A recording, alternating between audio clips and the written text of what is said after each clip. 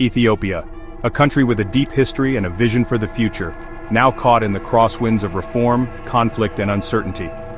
Let's talk about the indicators of state failure under Prime Minister Abiy Ahmed, and why Ethiopia's rapid economic liberalization might be steering it into dangerous waters.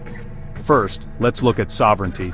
The central government is struggling, unable to contain powerful militias like Fano and the Oromo Liberation Army across multiple regions. It's not just a security headache, it's a signal that the state is losing its grip, with local actors filling the vacuum.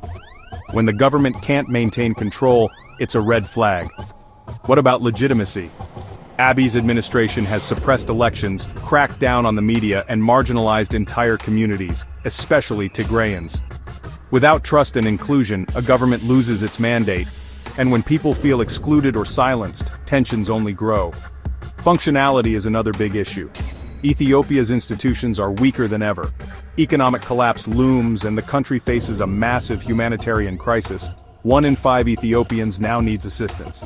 Imagine the scale of that hardship.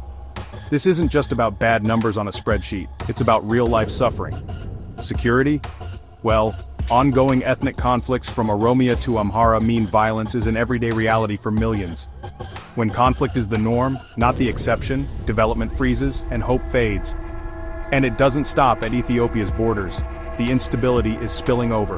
Refugees are streaming into neighboring countries, and the entire Horn of Africa risks being dragged into deeper chaos. Regional stability hangs by a thread. Now let's zoom in on the economic side.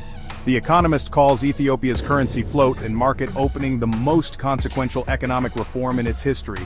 But for ordinary Ethiopians, it's meant runaway inflation and a skyrocketing cost of living.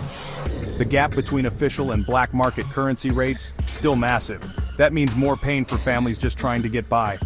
Meanwhile, foreign aid has nosedived, even as the need for humanitarian support explodes.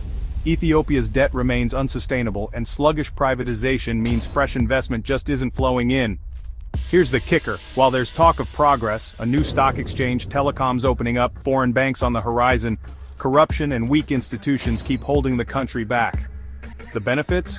They're not reaching most people. Poverty and food insecurity are still everywhere, especially in rural communities. Abiy's reform push has been called shock therapy. Big, sudden changes, but without the safety nets or sequencing needed for stability. The result? Inflation, inequality, and reforms that benefit the powerful, not the people. So, where does Ethiopia go from here? The risk is clear.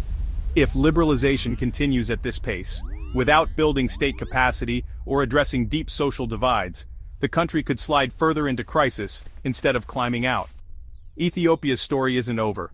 But for now, the warning signs of state failure are flashing bright. The world should pay attention.